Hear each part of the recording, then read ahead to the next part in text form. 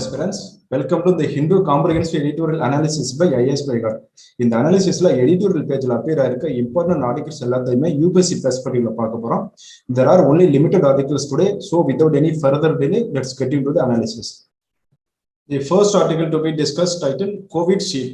The change at the helm in Uttarakhand seems triggered by legal and political obstacles. This topic comes under General Studies paper 2, Polity and Governance. So recent Chief Minister candidate Uttarakhand ஒரு important changes நடந்துச்சு. இது within 4 months second change சொல்லிருக்காங்க. ஏன்னா இதுக்கு முன்னாடி இந்த Chief Minister வந்து state லெஜிஸ்லேச்சர்ல member கிடையாது. Then how he or she can become Chief Minister அப்படின்னு பாத்தீங்கன்னா representation of people like 1951ல important provision கொடுத்திருக்காங்க. என்ன அப்படின்னா இப்போ எந்த ஒரு வேகன்சி கிரியேட் ஆச்சுன்னா within 6 monthsல அந்த வேகன்சியை ஃபுல்ஃபில் பண்றதுக்கு எலெக்ஷன் நடக்கணும். ஈவன் அதுக்கப்புறம் கான்ஸ்டியூஷன்ல என்ன சொல்லியிருக்காங்கன்னா ஒரு மெம்பர் வந்து எந்த ஒரு ஸ்டேட் லெஜிஸ்லேச்சர்லயோ இல்ல லெஜிஸ்லேட்டிவ் கவுன்சில்லயோ மெம்பரா இல்லாம இருக்கலாம். பட் வித்தின் 6 monthsல வந்து அவங்க எலெக்ஷன் கண்டஸ்ட் பண்ணி எலெக்டட் மெம்பரா வரணும். அப்பதான் அவங்க பதவியை நீட்டிக்க முடியும்னு சொல்லிட்டு. பட் என்ன அப்படின்னா இப்போ COVID-19 பேண்டமிக் வந்ததுனால இந்த பர்டிகுலர் சீஃப் மினிஸ்டர் வந்து எலெக்ஷன் கண்டஸ்ட் பண்ண முடியல. அதனால அவங்களோட சீட் வந்து இப்போ வேக்கண்ட் ஆயிடுச்சு. நியூ சிஎம் வந்து இப்ப அவங்க பதவி ஏற்றுக்கிட்டாங்க.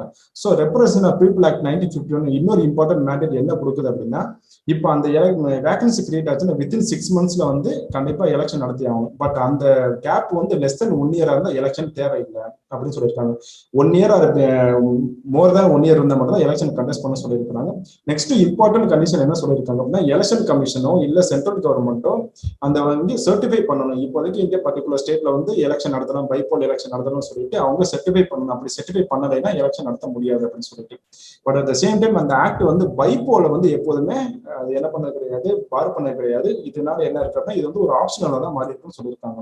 ஸோ இப்போ ரீசெண்ட் டைம்ஸ்ல வெதர் COVID-19 எலெக்ஷன் நடத்த முடியல, வேற ஏதாவது பொலிட்டிக்கல் பைஸ் இருக்கான்னு தெரியல. பட் எலெக்ஷன் கமிஷனோட ரோலை இதுல கொஸ்டின் பண்ணியிருக்காங்க. என்ன அப்படின்னா இது election commission has conducted bypoll for assemblies that had less then 1 year of life remaining. இதுக்கு முன்னாடி அந்த மாதிரி எலெக்ஷன்ஸ் லெஸ் தென் 1 year அவங்க பைபோல் கண்டக்ட் பண்ணியிருக்காங்க. பட் இப்போ பர்டிகுலர் இந்த ஸ்டேட்ல வந்து எலெக்ஷன் கமிஷன் வந்து நாட் டு கண்டக்ட் பைபோல்ஸ்ங்கிறது ஒரு அன்கிளியரா இருக்குது. ஏன் அப்படி பண்ணியிருக்காங்கன்னு சொல்லி அவங்களோட ரோல் வந்து அன்கிளியரா இருக்குன்னு சொல்லியிருக்காங்க. ஸோ இப்போ ஆல்ரெடி அங்க வேர்ல்ட் சேஞ்ச் ஆயிருக்கிறது வந்து ஒரு பொலிட்டிக்கல் டெசிஷனா தான் இருக்குன்னு சொல்லிட்டு எல்லாரும் ஒரு அன்கிளியர் திங்கிங்ல இருக்கிறாங்க. Even west Bengal chief minister பார்த்தீங்கன்னா அவங்களும் இப்போ ஸ்டேட் லெஜிஸ்லேட்டிவ் அசம்பிளில மெம்பர் கிடையாது. பட் வித்தின் 4 months, ஏன்னா அவங்க ஆல்ரெடி ரூலிங் வந்து 2 months ஆச்சு. வித்தின் 4 monthsல அவங்க எலெக்டடா இருக்கணும். பட் இந்த மாதிரி ஒரு பைபோல் எப்படி ஹோல்ட் பண்ண போறாங்க எலெக்ஷன் கமிஷன், அவங்க என்ன பிளான் வச்சிருக்காங்கிறது ஒரு கிளாரிட்டி இல்லாம தான் இருக்கு அப்படின்னு பேசியிருக்காங்க. நெக்ஸ்ட் என்ன அப்படின்னா எலெக்ஷன் கமிஷன் எப்போதுமே எலெக்ஷனை கண்டக்ட் பண்றதுல ஒரு ஃபேர்னஸ் இருக்கணும். அதுக்கப்புறம் டைமிங் ஆஃப் எலெக்ஷன் கொடுக்கறதுல ஒரு ஃபேர்னஸ் இருக்கணும். அந்த மாதிரி ஒரு இம்பார்ட்டன்ட் ஒரு ஃபேர் அண்ட் ரெப்ரஸன்டேட்டிவ் டெமோக்ரஸில ஒரு இம்பார்ட்டன்ட் ரோல் பிளே பண்ற ஆர்கனைசேஷன் கண்டிப்பா வந்து ஒரு டிரான்ஸ்பரன்சியை இந்த பைபோல்ல வந்து டிஸ்பிளே பண்ணணும் அப்படின்னு பேசியிருக்காங்க. ஸோ ஒரு டிரான்ஸ்பரண்ட் மேனர்ல தான் எலெக்ஷன் நடத்தணும். அதுவும் என்னன்னா ஒரு அகாமடேட் பொலிட்டிக்கல் மெசனைசேஷன் இருக்கக்கூடாது. அந்த மாதிரி ஒரு appearance election commission of India கொடுத்துடக்கூடாது. முடிஞ்ச வரைக்கும் எல்லா ஸ்டேட்லயுமே அந்த பைபோல் எலெக்ஷனை கண்டெஸ்ட் பண்ணணும், கம்ப்ளீட் பண்ணணும்னு சொல்லியிருக்காங்க. Moving on to next article. இந்த next article is titled as mixed bag. Restoring health of every constituent sector is a must for long-term growth in exports. This topic comes under General Studies paper 3, Economic Development. So recently இந்தியாவோட export வந்து last குவார்டர்ல வந்து 95 பில்லியனுக்கு reach ஆயிருச்சு. So இதனால என்ன ஆயிடுச்சு அப்படின்னா நம்ம export வந்து அதிகமாக பண்ணியிருக்கோம் இந்த COVID-19 டைம்ல. ஈவன் பார்த்தீங்கன்னா ஃபர்ஸ்ட் வேவ் முடிஞ்சு லாக்டவுன் வந்து ரிலீஸ் பண்ணும்போது மறுபடியும் அகைன் லோக்கலைஸ்ட் லாக்டவுன் வந்துச்சு. ஸோ இதனால எக்கனாமிக் கான்ட்ராக்ஷன் இருந்தாலும் எக்ஸ்போர்ட் அதிகமாக இம்ப்ரூவ் ஆயிருக்கு. 95 பில்லியனுக்கு 1 குவார்டர்ல மட்டும் 95 பில்லியன் வந்திருக்கு சொல்லியிருக்காங்க. So most of the time எந்த டைம்ல நடந்திருக்கு அப்படின்னா இதுக்கு முன்னாடி 32.5 பில்லியனா இருந்தது 2020ல. 2019ல இப்போ 2020ல 47% இன்க்ரீஸ் ஆயிருக்கு. ஸோ ஒரு எனார்மஸ் இன்க்ரீஸ் இருக்கு. இதை நம்ம 95 பில்லியனுக்கு ஒரு குவார்டருக்கு எடுத்துக்க முடியும் அப்படின்னு சொல்லியிருக்காங்க. ஸோ நெக்ஸ்ட் பாத்தீங்கன்னா ஷிப்மெண்ட்ல தான் அதிகமாக growth இருந்திருக்கு. ஏன்னா 30% growth இருந்திருக்குன்னு சொல்லிக்கிறாங்க. ஸோ வேற எந்தெந்த ஏரியாலலாம் சர்ச் இருந்திருக்கு, வேற எந்தெந்த ஏரியால அதிகமாக இந்த எக்ஸ்போர்ட் growthக்கு வந்து ப்ரொப்பலா இருந்திருக்கு அப்படின்னா நான் ரைஸ் சீரியல்ஸ், அதுக்கப்புறம் iron ore, next organic and inorganic chemicals, இது எல்லாம் வந்து அதிகமாக கான்ட்ரிபியூட் பண்ணியிருக்கு அப்படின்னு பேசியிருக்காங்க. நெக்ஸ்ட் பாத்தீங்க அப்படின்னா இன்ஜினியரிங் குட்ஸ் எக்ஸ்போர்ட் வந்து ஒரு biggest jump in terms of dollars இருந்துச்சுன்னு சொல்லியிருக்காங்க. எவ்வளோனா 2019ல வந்து 42% இருந்துச்சு. இப்போ பாத்தீங்கன்னா ஆடிங் 2.73 பில்லியன் வேல்யூ அது கூட சேர்த்துருக்காங்க. ஸோ இந்த மாதிரி பாக்குறப்போ நிறைய இம்பார்ட்டன்ட் மெஷர்ஸ் வந்திருக்கு நம்ம எக்ஸ்போர்ட்ல. But most of the time பாத்தீங்க அப்படின்னா இப்போ ஆல்ரெடி யூரோப்பியன் யூனியனா இருக்கட்டும், யூஎஸ்ஆ இருக்கட்டும், எல்லாருமே ஆல்ரெடி டெவலப்டு மார்க்கெட்ஸ் எல்லாம் இப்போ ஓப்பன் அவங்களோட எக்கனாமி ஓப்பன் பண்ண ஆரம்பிச்சிட்டாங்க. அங்க டிமாண்ட் அதிகமானாலும் இங்க இருந்து அதிகமாக சப்ளை பண்ணியிருக்கோம். அதனால எக்ஸ்போர்ட் growth இருந்திருக்குன்னு சொல்லியிருக்காங்க.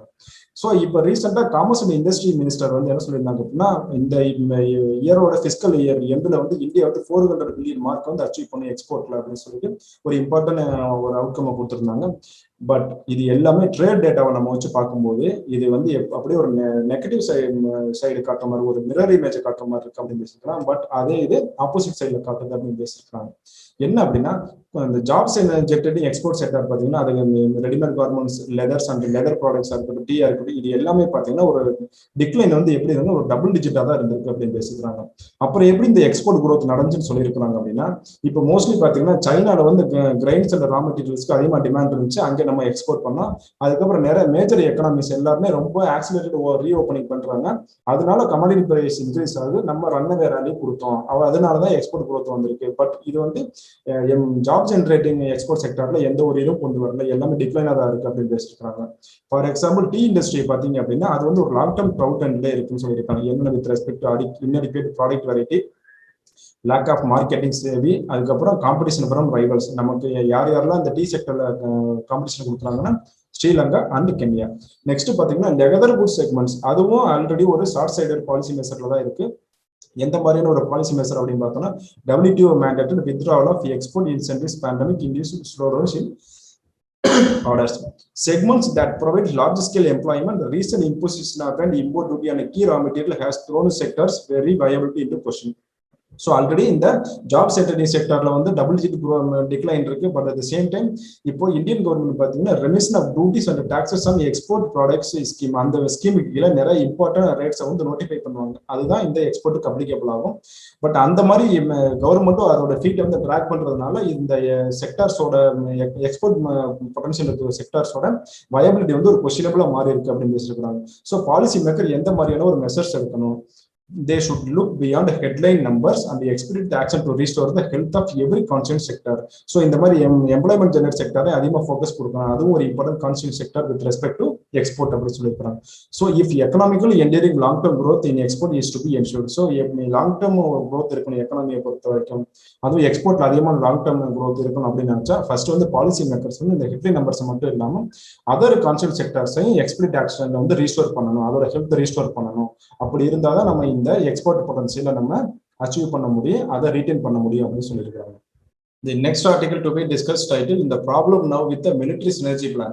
The Indian military must note that consultative strategizing is a prerequisite before concrete structure is put in place. This topic comes under General Studies Paper 3, Security.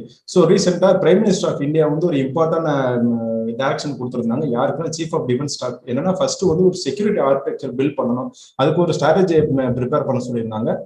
இது வந்து ரொம்ப இம்பார்ட்டன்ட் ஸ்ட்ராட்டஜியா இருக்க போதுன்னு சொல்றாங்க இந்த ஆத்தர். ஏன்னா இந்தியன் மிலிட்ரிஸ்ல பார்த்தா எப்போதுமே ஒரு சிலோஸ்ல ஒர்க் பண்ணிட்டு இருக்காங்க. அவங்களுக்குள்ள ஒரு கிரேட்டர் இன்ஃபர்மேஷன் ஷேரிங் கிடையாது, கிரேட்டர் கோஆபரேஷன் கோஆர்டினேஷன் கிடையாது. ஈவன் நம்ம 1962 சைனீஸ் வார்ல பார்த்தாலும் 1999 கார்கில் வார்ல பார்த்தாலும் இந்த ஆம்பிகிட்டி நிறைய இருந்திருக்கு. அந்த ஆம்பிகிட்டி ஓவர் கம் பண்ணணும்னா ஃபர்ஸ்ட் இந்தியாவுக்கு ஒரு மிலிட்ரி ஸ்ட்ராட்டஜி வேணும். அந்த மாதிரி ஒரு ஹோப்ல இப்ப பிரைம் மினிஸ்டர் இந்த டைரக்ஷன்ஸ் கொடுத்திருக்கிறது வந்து ஒரு கண்டிப்பா ஒரு ஹோப்ஃபுல் இன்ஃபர்மேஷனா தான் இருக்கு அப்படின்னு சொல்லியிருக்காங்க. இந்த டைரக்டிவ்ஸ் வந்து இந்த ஸ்ட்ராட்டஜி எப்படி ஒரு எய்ம் ஃபோக்கஸ் பண்ணியிருக்கு அப்படின்னா, it should bring a synergy in the operations while economizing through elimination of duplication and wasteful practices or processes. இப்போ ஒவ்வொரு மிலிட்டரியை பொறுத்த வரைக்கும் டிஃபென்ஸ்ல பாத்தீங்கன்னா ஆர்மி, நேவி, ஏர்ஃபோர்ஸ் 3 பேர் இருக்கிறாங்க.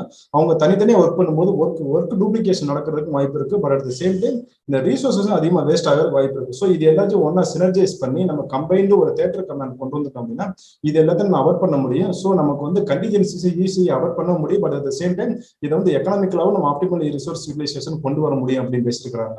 ஸோ இதுக்கு எந்தெந்த மாதிரியான எக்ஸாம்பிள்ஸ் கொடுத்துருக்காங்க அப்படின்னா, இந்தியாவில் பார்த்தீங்கன்னா எப்போதுமே ஏர்ஃபோர்ஸ் வந்து ஒரு செகண்டரி ஃபோர்ஸாக யூஸ் பண்ணிட்டு இருக்காங்க. ஈவன் 1999 கார்கில் வார்ல இந்த மாதிரியான ஒரு ப்ராப்ளம் இருந்துச்சு, 1962 வார்ல இந்த ப்ராப்ளம் இருந்துச்சு. ஈவன் நம்ம ஸ்ரீலங்கால அந்த எல்டிடி சிவிலியன் மூவ்மெண்ட் போய் நம்ம இந்திய மிசைல் பெஞ்சர் இருக்கும்போது கூட இந்த மாதிரியான மிஸ்கிவிங்ஸ் இருந்துச்சு அப்படின்னு சொல்லியிருக்கிறாங்க. ஸோ நெக்ஸ்ட் இம்பார்ட்டன்ட் எதை பத்தி பேசிருக்காங்க அப்படின்னா, இப்போ ரீசெண்டா ஏர்ஃபோர்ஸ் வந்து ஒரு டிசெண்டிங் வாய்ஸ் ரைஸ் பண்ணியிருந்தாங்க. நாங்க வந்து தனியாவே பிளான் பண்ணிக்கிறோம், நாங்க தனியாவே ஃபங்க்ஷன் ஆகிக்கிறோம் அப்படின்னு சொல்லிட்டு. ஸோ இந்த மாதிரி ஒரு டிசன்ஸ் வந்து ஒரு சினர்ஜி பிளான் நம்ம கொண்டு வரதுக்கு முன்னாடியே வந்து நல்லதுதான், அவங்களோட வாய்ஸ் நம்ம கன்சர்ன் பண்ண முடியும் சொல்லியிருக்காங்க. ஏன் வந்து இந்த மாதிரி ஒரு இம்பார்ட்டன்ட் ஸ்ட்ராட்டஜி வேணும்னு சொல்லியிருக்காங்கன்னா, அது வந்து ஒரு பொலிட்டிக்கல் அப்ஜெக்டிவ்ஸ் எதையும் ஃபோக்கஸ் பண்ணியிருக்கு அப்படின்னு நம்ம ஃபர்ஸ்ட் செக் பண்ணணும். ஈவன் பாத்தீங்கன்னா வியட்நாம்ல வந்து வியட்நாம் வார் நடந்த அந்த ஒரு மிலிட்ரி மைட்டா இருக்கட்டும், நெக்ஸ்ட் ஆப்கானிஸ்தான் யூஎஸோட மிலிட்ரி மைட்டா இருக்கட்டும், நம்ம ஆல்ரெடி சொன்ன மாதிரி ஸ்ரீலங்கால இந்தியாவோட மிஸ்அட்வெஞ்சரா இருக்கட்டும், எல்லாமே பாத்தீங்க அப்படின்னா இது எப்படி ஒரு ஃபோக்கஸ் கொடுத்து டெஸ்டிமனி கொடுத்துருக்கு, lack of clear political objectives and appropriate military strategy. இந்த மாதிரி ரெண்டு விஷயம் இல்லாதனால தான் அங்க நிறைய மிஸ் அட்வென்ச்சர் நடந்துச்சு. அது வந்து ஒரு அன்சக்சஸ்ஃபுல் அட்டம்ப்டா மாறுச்சு அப்படின்னு சொல்லியிருக்காங்க. ஸோ அந்த மாதிரி ஒரு ஃபோக்கஸ் கொடுத்துருந்தாலும் இந்தியாவில் இப்போ வரைக்கும் இந்த மாதிரி ஒரு strategies, national strategy, security strategy கிடையாது. ஃபர்ஸ்ட் நம்ம அதை ஃபார்ம் பண்ணணும். அதை ஃபார்ம் பண்ண மட்டும்தான் ஒரு ரெக்கார்டிங் கேப்பபிலிட்டி நம்ம எஸ்டாப்ளிஷ் பண்ண முடியும், மிலிட்டரி ஸ்ட்ராட்டஜி ஃபார்ம் பண்ண முடியும், அதுல இருந்து ஒரு பொலிட்டிக்கல் அப்ஜெக்டிவ் நம்ம அட்டைன் பண்ண முடியும் அப்படின்னு பேசியிருக்காங்க. நெக்ஸ்ட் இந்தியாவில் பாத்தீங்கன்னா ஆர்மி அண்ட் ஏர்ஃபோர்ஸ்க்கு எந்த மாதிரியான ஒரு சிலோஸ் இருக்கு அப்படின்னு பேசியிருக்காங்க. ஏன்னா ஃபர்ஸ்ட் இன்ஃபர்மேஷன் ஷேரிங் கரெக்டா நடக்கிறது கிடையாது. ஃபர்ஸ்ட் திங், எந்த ஒரு இன்டெலிஜென்ஸையும் எல்லா டிபார்ட்மெண்ட்டுக்கும் எல்லா செக்ஷனுக்கும் அதிகமாக கோஆர்டினேட் பண்ணி அவங்களுக்கு ஷேர் பண்றது கிடையாது அப்படின்னு பேசியிருக்காங்க. ஈவன் பாத்தீங்க அப்படின்னா director general of military operation இருக்கட்டும், next director general of military இன்டெலிஜென்ஸா இருக்கட்டும், அவங்க ரெண்டு பேருக்குள்ளயுமே ஒரு கிரேட்டர் அண்டர்ஸ்டாண்டிங் கிடையாது, இன்ஃபர்மேஷன் ஒழுங்கா வந்து ஷேர் ஆகிறது கிடையாது. இதனாலதான் பாத்தீங்க அப்படின்னா 1999 கார்கில் வார்த்தை வந்து நிறைய ஆம்பிகுட்டி இருக்கிறத நம்ம ஃபைன் பண்ண முடிஞ்சிச்சு அப்படின்னு பேசிக்கிறாங்க. Even defence programme post 1962 Indo Chinese வாருக்கு அப்புறம் டிஃபென்ஸ் ப்ரோக்ராம் கொண்டு வந்தாங்க. அதுலயும் இந்த விஷயங்கள் நிறைய அட்ரஸ் பண்ணாம விட்டுருக்காங்க அப்படின்னு பேசியிருக்காங்க. ஸோ இப்போ ரீசெண்டா சைனா வந்து ஈஸ்டர்ன் லடாக்ல ஒரு இம்பார்ட்டன்ட் அட்டாக் நம்ம பண்ணியிருந்தாங்க லாஸ்ட் இயர்ல. இது வந்து மறுபடியும் நம்ம கார்கில தான் ஞாபகப்படுத்துது. ஏன்னா கார்கில் வரப்போ டிஃபென்ஸ்ல இருக்கிற ஆர்மி வந்து ஏர்ஃபோர்ஸை கால் ஃபார் பண்ணதுனால அவங்க டைரக்டா உள்ள என்ட்ராகி ஹிட் பண்ணாங்க. அதனாலதான் கார்கில் வார் வந்து சக்சஸ்ஃபுல்லா மாறிச்சு. ஸோ இப்போ இந்த டைம்ல பார்த்தப்போ அன்லைக் 1962 இந்தோ சைனீஸ் வார் மாதிரி இல்லாம இப்போ இந்தியன் ஏர்ஃபோர்ஸ் வந்து ப்ரோஆக்டிவா ரோல் பிளே பண்ணதுனால நம்ம சைனாவை ஈஸியா ரிட்டர்ன் பண்ண முடிஞ்சிச்சு. ஈவன் சைனா வந்து நம்ம அதிகமா இப்போ ஏர்லைன் ஸ்ட்ராட்டஜி நம்ம ஃபோக்கஸ் பண்றதுனால அவங்க அதிகமா அந்த மாதிரியான ஒரு கன்ஸ்ட்ரக்ஷன்ல இருக்கிறாங்க அந்த எல்ஓசி ரீஜன்ல அப்படின்னு பேசிக்கிறாங்க. ஸோ எந்த மாதிரியான ஒரு ஸ்ட்ரக்சரல் கேப் இருக்கு, எப்படி அதை அட்ரஸ் பண்ணணும்? ஃபர்ஸ்ட் வந்து theatre or any lower structure requires and institutionalise higher defence organisation. அதுக்கு தான் இந்த சீஃப் ஆஃப் டிஃபென்ஸ் ஸ்டாஃப் அந்த மாதிரி ஒரு ஆர்கனைசேஷன் எஸ்டாப்ளிஷ் பண்ணணும். ஆல்ரெடி டிஃபென்ஸ் கமிட்டி அண்ட் கேபினெட்னு ஒரு கமிட்டி இருந்துச்சு. அது எப்போ 1950 வரைக்கும் இருந்துச்சு. அதுக்கப்புறம் டீஃபங்க்ட் ஆயிடுச்சு. அதை மறுபடியும் ரிவைவ் பண்ணணும். ஏன்னா அப்பதான் ஒரு மிலிட்டரி லீடர்ஷிப்பும் பொலிட்டிக்கல் லீடர்ஷிப்பும் கிரேட்டர் டயலாக் இருக்கும். அந்த மாதிரி ஒரு கிரேட்டர் டயலாக் இருந்தாலும் பொலிட்டிக்கல் அப்ஜெக்டிவ் அந்த மிலிட்டரி ஸ்ட்ராட்டஜியை ஃபார்ம் பண்ண முடியும் அப்படின்னு பேசிக்கிறாங்க. ஸோ ஃபர்ஸ்ட் வந்து நம்ம மிலிட்டரி ஸ்ட்ராட்டஜிஸ் வந்து ஒரு அப்ரோப்ரியேட் மிலிட்டரி ஸ்ட்ராட்டஜி எவால்வ் பண்ணணும். பண்ணதுக்கு அப்புறம் பொலிட்டிக்கல் அப்ஜெக்டிவ்ஸ் என்னங்கிறத கன்சிடர் பண்ணணும். அப்படி இருந்தா மட்டும்தான் ஃபியூச்சர்ல வரப்போற கண்டிஜென்சிஸை நம்ம ஈஸியா அவாய்ட் பண்ண முடியும் அப்படின்னு பேசியிருக்காங்க. The next article to be discussed titled How Chhattisgarh has stalled the historic judgment. The Salva Judum judgment was delivered 10 years ago, but nothing has been done to implement it. This topic comes under General Studies Paper 2 Governance and General Studies Paper 3 Security. So 2011 ஒரு important historic judgement வந்து supreme court pass பண்ணாங்க. அந்த judgement எதை pan பண்ணாங்க அப்படின்னா சல்வா ஜுடுன்னு ஒரு movement. அது வந்து ஒரு விஜிலன்டி மூவ்மெண்ட். எப்போ ஸ்டார்ட் பண்ணாங்கன்னா 2005ல. பட் யார் இதை ஸ்பான்சர் பண்ணாங்க அப்படின்னா சத்தீஸ்கர் கவர்மெண்ட், சென்ட்ரல் கவர்மெண்ட் தான் இதை ஸ்பான்சர் பண்ணியிருக்காங்க. எதுக்காக இவங்க இந்த பர்டிகுலர் மூவ்மெண்ட்டை ஃபார்ம் பண்ணாங்க, ஸ்பான்சர் பண்ணாங்கன்னா மாவோயிசத்தை வந்து அதிகமாக இந்த ரீஜன்ல ஸ்ப்ரெட் ஆயிருந்தாலும் அதை கண்டெயின் பண்றதுக்கு அவங்க இந்த மூவ்மெண்ட்டை கொண்டு வந்தாங்க. பட் இதுக்கு அப்போஸ் பண்ணி நிறைய இம்பார்ட்டன்ட் கேசஸ் வந்து ஃபைல் பண்ணாங்க ஃப்ரம் 2005ல இருந்து. ஸோ 2011 ஜட்ஜ்மெண்ட்ஸ் கொடுத்தாங்க. அந்த ஜட்ஜ்மெண்ட்ல என்ன ரூல் பண்ணியிருந்தாங்க அப்படின்னா சரண்டர்ட் மாவோயிஸ்டையும் அன்ட்ரைன்டு வில்லேஜர்ஸையும் வந்து கவுண்டர் இன்சர்ஜென்சி ஆபரேஷன்ஸ் ஒரு ஃப்ரண்ட் லைன் ஒர்க்கர்ஸா யூஸ் பண்றாங்க. எப்படி பிராண்ட் பண்ணியிருக்காங்கன்னா ஸ்பெஷல் போலீஸ் ஆஃபீஸர்ஸ் அப்படின்னு அவங்களை பிராண்ட் பண்ணி அவங்கள வந்து இந்த ஃப்ரண்ட் லைன்ல யூஸ் பண்ணாங்க அப்படின்னு சொல்லியிருந்தாங்க. ஸோ இப்படி யூஸ் பண்றது வந்து அன்கான்ஸ்டியூஷன், அது வந்து தப்பு அப்படின்னு சொல்லிட்டு கவர்மெண்ட் வந்து சுப்ரீம் கோர்ட் வந்து ரூல் பண்ணியிருந்தாங்க. நெக்ஸ்ட் எந்த மாதிரியான ஒரு டைரக்ஷன் கொடுத்திருந்தாங்க அப்படின்னா இந்த ஆல்ரெடி இருக்கிற இந்த ஸ்பெஷல் போலீஸ் ஆஃபீஸர்ஸ் எல்லாரையும் டிராபிக் மேனேஜ்மெண்ட் ரீரிப்ளை பண்ணணும், அப்படின்னா சேஃபர் டியூட்டிஸ்ல கொண்டு போய் ரீரிப்ளை பண்ணணும்னு சொல்லியிருந்தாங்க. ஸோ பட் இப்போ வரைக்கும் ஆஃப்டர் 10 இயர்ஸ் இந்த ஜட்ஜ்மெண்ட்ஸோட ரூலிங் எதுவுமே அவங்க இம்ப்ளிமெண்ட் பண்ணல அப்படின்னு ஆத்தர் கண்டெஸ்ட் பண்ணியிருக்காங்க. ஸோ ஃபர்ஸ்ட் என்ன அப்படின்னா இப்போ எஸ்பெஷலா பார்த்தோம்னா செக்யூரிட்டி ஃபோர்ஸஸா இருக்கட்டும், அதர் ஃபோர்ஸஸா இருக்கட்டும், எல்லாருமே greater human rights violation involve ஆயிருந்தாங்க. பட் அவங்க யாருமே இப்போ வரைக்கும் ப்ராசிக்யூட் பண்ணல. நெக்ஸ்ட் இந்த வில்லேஜஸ் வந்து ரிஹாபிலிட்டேட் பண்ண சொல்லியிருந்தாங்க. யாரெல்லாம் அந்த வயலன்ஸ்ல சஃபர் ஆயிருந்தாங்க அவங்க ஃபுல்லா ரிஹாபிலிட்டேட் பண்ண சொல்லியிருந்தாங்க சுப்ரீம் கோர்ட். பட் அதோட காம்பன்சேஷன் எதுவும் காம்ப்ரிஹென்சிவ் பிளான் எதுவுமே அவங்க ஸ்டேட் கவர்மெண்ட் ஃபார்ம் பண்ணல, காம்பன்சேஷன் கொடுக்கல அப்படின்னு சொல்லியிருக்காங்க. ஸோ நெக்ஸ்ட் பார்த்தோம் அப்படின்னா இப்போ ரீசெண்டா ஒரு இம்பார்ட்டன்ட் லைன் லைட் வந்திருக்கு. என்னன்னா டிஸ்ட்ரிக்ட் ரிசர்வ் கார்டுன்னு சொல்லிட்டு ஒரு ரீநேம் பண்ணாங்க. அது வேற யாரும் கிடையாது, இந்த ஸ்பெஷல் போலீஸ் ஆஃபீஸர்ஸ் தான். ஸோ இன்னமும் அவங்கள சுப்ரீம் கோர்ட் ஜட்மெண்ட்டுக்கு ஏற்ற மாதிரி வேற அதர் ஏரியாவுக்கு வந்து டிப்ளாய் பண்ணல, ரிகாபிலேட் பண்ணல, ரீநேம் பண்ணி மறுபடியும் சேம் ஆப்ரேஷன் தான் யூஸ் பண்ணிக்கிட்டு இருக்காங்க அப்படின்னு பேசியிருக்காங்க. So moving on to next பார்த்தீங்கன்னா இப்போ எந்த மாதிரி நியூ ஸ்ட்ரகிள்ஸ் வந்து இந்த பர்டிகுலர் ரீஜனில் இருக்க பீப்புள் வந்து அஃபெக்ட் ஆயிருக்கிறாங்க ஆஃப்டர் தட் ஜட்மெண்ட் அப்படின்னா 2005ல இருந்து 2007 வரைக்கும் நிறைய இம்பார்ட்டன்ட் வில்லேஜர்ஸ் என்ன பண்ணாங்க, கவர்மெண்ட் கிட்ட வந்து நிறைய கம்பன்சேஷன் கொடுத்தாங்க. எல்லாருமே என்ன பண்ணாங்கன்னா கவர்மெண்ட் கேம்ப்ஸ்க்கு வந்து டிரான்ஸ்ஃபர் பண்ணாங்க. யாரெல்லாம் கவர்மெண்ட் கேம்ப்ஸ் மூவ் ஆகினாங்களோ அவங்க வந்து அங்கே செட்டில் ஆயிருந்தாங்க. பட் மற்ற எல்லாருமே யாருமெல்லாம் அதை அப்போஸ் பண்ணாங்களோ அவங்க ஃபுல்லா இல்லீகலா என்கவுண்டர் பண்ணாங்க. ஸோ எக்ஸ்ட்ரா ஜுடிஷியல் கில்லிங்ஸ் இருந்துச்சு. நெக்ஸ்ட்னா சில நெய்பர் சில பீப்புள் என்ன பண்ணாங்க, நெய்பர் ஸ்டேட்டுக்குள்ள போயிட்டாங்க, இல்லைன்னா ஃபாரஸ்ட்டுக்குள்ள போயிட்டாங்க. பட் இப்போ ரீசெண்டா எல்லாரும் ரிட்டர்ன் ஆயிட்டு இருக்காங்க. ஏன்னா ஆஃப்டர் 10 இயர்ஸ் ஆனதுக்கு அப்புறம் ரிட்டர்ன் ஆயிட்டு இருக்காங்க. எல்லாருமே கல்டிவேஷன் இன்வால்வ் ஆயிட்டாங்க. பட் இவங்க எல்லாருமே சென்ட்ரல் ரிசர்வ் போலீஸ் ஃபோர்ஸோட அவங்களோட கிரேட்டர் அவர்ஷன்ல இருந்து யாருமே எஸ்கேப் ஆகல அப்படின்னு பேசியிருக்காங்க. ஸோ நெக்ஸ்ட் என்ன அப்படின்னா இவங்க வந்து ஜஸ்டிஸ் கிடைக்கணும்னு அவங்க எல்லா விதமான டூல்ஸையும் ஆக்சஸ் பண்ணி பார்த்துக்கிறாங்க. பட் இது வரைக்கும் அவங்க சக்சீட் ஆகல, எல்லாமே ஃபெயிலியரா தான் இருந்துட்டு சொல்லிட்டாங்க. என்னன்னா 2011ல செக்யூரிட்டி ஃபோர்ஸஸ் வந்து வில்லேஜ் வந்து பர்ன் பண்ணாங்க. அதை எதிர்த்து அதுக்கு அப்போஸ் பண்ணி சிபிஐல அவங்க எவிடன்ஸ் நிறைய ப்ரொடியூஸ் பண்ணாங்க. CBI even charge sheet file பண்ணாங்க. நேஷனல் ஹியூமன் ரைட்ஸ் கமிஷன் கூட நிறைய castigated governments for violation in villages வந்து நிறைய கேஸ்டிகேட் பண்ணியிருந்தாங்க. So security forces, government security forces நிறைய வயலேஷன் பண்றாங்க அப்படின்னு சொல்லிட்டு. பட் இப்போ வரைக்கும் ஈவன் அந்த பர்டிகுலர் டைம்ல அந்த வில்லேஜஸ் பர்ன் பண்ண இருந்த டைம்ல ஐஜிக்கு கூட இன்ஸ்பெக்டர் ஜெனரல் கூட அக்யூசேஷன் பண்ணியிருந்தாங்க ஹியூமன் ரைட்ஸ் வயலேஷன்ஸ்க்கு. பட் இப்போ வரைக்கும் அவர் மேல எந்த ஒரு ப்ராசிக்யூஷன் நடக்கல. Even central bureau of investigation அவர் மேல இன்டர்னல் ரிப்போர்ட் ஃபைல் பண்ணியும் அவர் வந்து அக்யூஸ்ட் வந்ததுக்கு அப்புறமும் ப்ராசிக்யூட் பண்ணல அப்படின்னு சொல்லியிருக்காங்க. இப்போ most of the time newspaper ரிப்போர்ட்ஸ்ல பார்த்தோம் அப்படின்னா மாவோயிஸ்டையும் ஜவான்ஸையும் எந்த அளவுக்கு என்கவுண்டர் பண்ணிக்கிறாங்க, எவ்வளவு டெத்ஸ் நடக்குதுன்னு அடிக்கடி நம்ம ஹெட்லைன்ஸ்ல எடிட் பண்ணிட்டே இருப்போம். பட் இந்த மாதிரி extrajudicial killings of villagers and மாவோயிஸ்ட்டை வந்து எதுவுமே எந்த ஒரு நியூஸ் பேப்பர் ரிப்போர்ட் பண்றது கிடையாது. ஸோ ஃபர்ஸ்ட் வந்து அந்த மாதிரி ஒரு ஹியூமன் ரைட்ஸ் வயலேஷனுக்கு பப்ளிசிட்டி கொடுக்கணும், அவங்க வந்து நேஷனல் ஹெட்லைன்ஸ்ல வரணும் அப்படின்னு பேசியிருக்காங்க. நெக்ஸ்ட் என்ன அப்படின்னா இந்த ஜேர்னலிஸ்ட்க்கு வந்து ப்ரொடெக்ஷன் கொடுக்கணும் அப்படின்னு சொல்லிட்டு அதுக்கப்புறம் சப்சிக்வெண்ட் கவர்மெண்ட்ஸ் வந்து அவங்க நிறைய விஷயங்கள் அவங்களோட எலெக்ஷன் மேனிஃபெஸ்டோல பேசியிருந்தாங்க. பட் இப்பவும் அது வந்து ரெண்டர்லெஸ்ஸாக தான் இருக்குன்னு பேசியிருக்காங்க. ஸோ 2011 சுப்ரீம் கோர்ட் கொடுத்த ஜட்ஜ்மெண்ட் எந்த அளவுக்கு ரெண்டர் ஆக போகுது, மீனிங்லெஸ் ஆக போகுதுங்கிறத நம்ம பொறுத்து தான் பார்க்கணும். அங்க இருக்க பீப்புளுக்கு கிரேட்டர் ஜஸ்டிஸ் கிடைக்கணும் அப்படின்னு ஆர்கியூ பண்ணியிருக்காங்க. Moving on to next articles title is The heavy footprint of a light rail, a part of the land that has been earmarked for acquisition for the light rail in Kerala or wetlands. This topic comes under general studies paper 3 economic development. Even இதை வந்து S A topic use பண்ண முடியும். நம்ம UPSC பொறுத்த வரைக்கும் ட்ரெடிஷ்னலா ஒரு topic கேட்பாங்க, development versus environment, அந்த சப்ஜெக்ட் வந்து உங்களுக்கு எஸ்ஏ கேட்பாங்க. ஸோ அந்த ஏரியாலையும் நீங்க இதை கிரேட்டரா யூஸ் பண்ணிக்கிற முடியும். என்னன்னா இப்போ ரீசெண்டா northern most and southern most ரெண்டு எட்ஜையும் கேரளா கவர்மெண்ட் இணைக்கிற மாதிரி என்ன பண்றாங்க, ஒரு ரயில்வே ப்ராஜெக்ட் கொண்டு வந்திருக்காங்க. ஸோ அது எங்க இருந்து போகுதுன்னா ட்ரிவாண்ட்ரத்துல இருந்து சவுத்துல இருக்க ட்ரிவாண்ட்ரத்துல இருந்து நார்த்ல இருக்க காசர்கோடு வரைக்கும் போகுது. ஸோ இது மோஸ்ட் ஆஃப் த டைம் எந்த ரீஜன் அதிகமா பாஸ் த்ரூ பண்ணுது அப்படின்னா எல்லாமே வெட்லேண்ட்ஸ், அதுவும் பேடி லேண்ட்ஸ்ல உள்ள போகுது அப்படின்னு சொல்றாங்க. So there will be greater land acquisition இருக்குன்னு சொல்றாங்க. இது வந்து எந்த அளவுக்கு என்வரன்மெண்டல் காஸ்ட் கொண்டு வர போகுது, இது வந்து நமக்கு காஸ்ட் வைஸாகவும் என்வரன்மெண்டல் வைஸாகவும் இது வந்து பேலன்ஸ் பண்ண முடியுமா அப்படின்னு தான் இந்த ஆர்டிகல் பேசியிருக்காங்க. ஸோ ஃபர்ஸ்ட் பார்த்தோம் அப்படின்னா எப்போதுமே இந்த மாதிரி ஒரு டெவலப்மெண்ட் ப்ராஜெக்ட் வரும்போது அது எக்கனாமிக்கலா நமக்கு இருக்குதான்னு சொல்லிட்டு அதை எல்லாமே ரிவ்யூ பண்ணுவாங்க. அப்படி பாக்குறப்போ இப்போ ஆல்ரெடி இது வந்து டிஸ்டன்ஸ் வந்து கண்டிப்பா கம்மி பண்ணும். ஒரு ஸ்டேட்ல ஒரு எட்ஜ்ல இருந்து அதர் எட்ஜுக்கு போறப்போ டிஸ்டன்ஸை கம்மி பண்ணும்.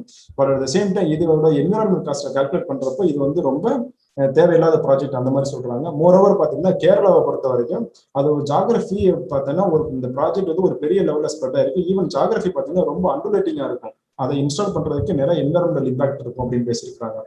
So next important environment cost என்ன அப்படின்னா ஆல்ரெடி இது வந்து most of the time hilly டெரைன்ல போகும். நெக்ஸ்ட் பாத்தீங்கன்னா வெட்லாண்ட்ல போறதுனால அதை வந்து லேண்டை வந்து ஃபர்ஸ்ட் லெவல் பண்ணணும். So there will be excessive quarrying இருக்கும், நெக்ஸ்ட் கன்ஸ்ட்ரக்ஷன் இருக்கும்.